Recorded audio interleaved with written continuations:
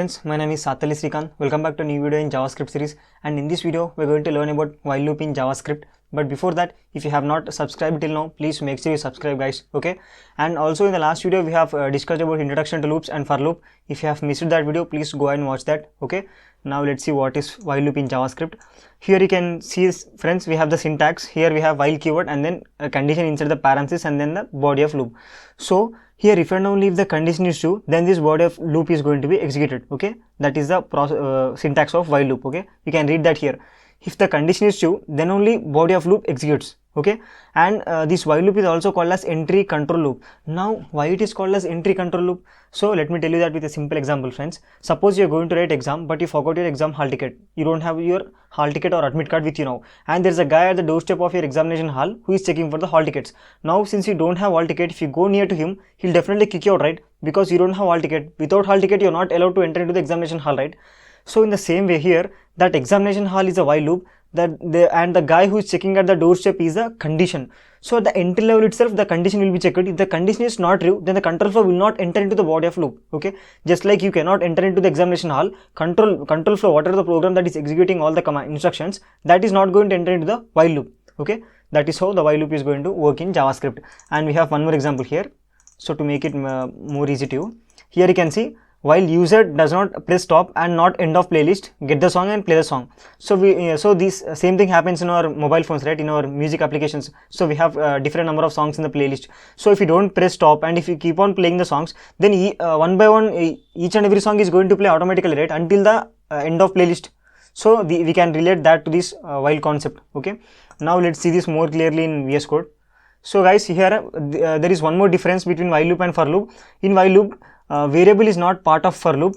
I mean, a variable is not a part of loop, but we have to declare it outside in case of while loop. But in for loop, we have to declare the variable inside that parenthesis only, no? So that is the difference between this while loop and for loop. Okay, now let's do that. So I am taking a variable I equal to 0.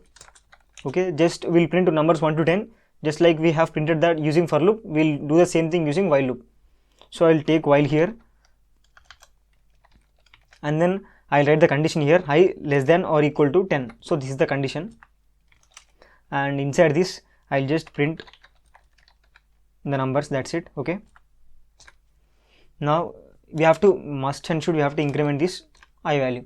Now let's see what we are going to get. I'm going to index.html and I'll open this with live server. So I'll zoom it once. So friends, you can see we have got numbers from 0 to 10, right? So we got the same thing using for loop also. Now we have done the same thing using while loop. So now let us print that even numbers using this while loop. We just need to do one thing, friends. We have to write the condition here itself. If I percentile 2 equal to 0, then we are going to get that numbers. Okay, let's see that now. You can see 2, 4, 6, 8, 10. So only the even numbers we got between 0 to 10. Okay, now we can, so by this we can also print the even numbers using the while loop. So now let's see how the control flow is going to execute this while loop. So I am going to remove these ones. Now friends, what happens is, first I value equal to 0. Okay, let me comment this, I value equal to 0. Okay, and after that it will check if I is less than 10. Now obviously 0 is less than 10, right? It will enter into the loop and it will immediately print that I. So now output equal to 0. Next, it will increment that I value. Now 0 plus plus means 1, obviously. So now value will become 1, right? Okay, now next, again the control flow will not check this step. Now it will check just value is less than or equal to 10 or not. Now obviously value is 1, it means I equal to 1 now, and 1 is less than 10, right? So now it will directly print output equal to 1. Again value is going to be incremented. Now value will be 2. Okay, and again it will it will become 2 now. So this process happens until the I value become 10. Now you can see I value become 10. Now 10 is less than or equal to 10. Obviously 10 is equal to 10. So condition is still satisfying, right? Then it will print 10, output equal to 10. Now value will become 11. Obviously 11 is not less than 10, right? So immediately control flow will stop executing that loop and it will come out of that loop. Okay, this is how the control flow is going to execute the while loop. Okay, now I hope you understand the concept of this while loop. Now let's see one more simple program, guys. We have to find sum of positive numbers. So we will take input from user itself. So if the user enters negative number, then loop terminates. So this is the condition. As soon as the user at the entry level itself, if the user entered the negative number, immediately loop is going to be terminated. Okay, and negative numbers is not going to be added to the sum. So we'll do that very quickly. So I'll take a variable first. So variable sum equal to 0. Okay, and after that let's take variable number equal to, here I'll write parse int, and here I'll write prompt, here I'll write enter the value. Okay, so prompt is that by default function it will take the value from the input from the user, enter the value. And the reason I written that parse int is nothing but it's just a method. It converts string to the integer. So here by default prompt always returns, okay, prompt always returns string. So we need to convert that string to integer. No, we want integer to add to do that addition operation, right? So for that reason I have used parse int method along with that number. Okay, now let's open the while loop.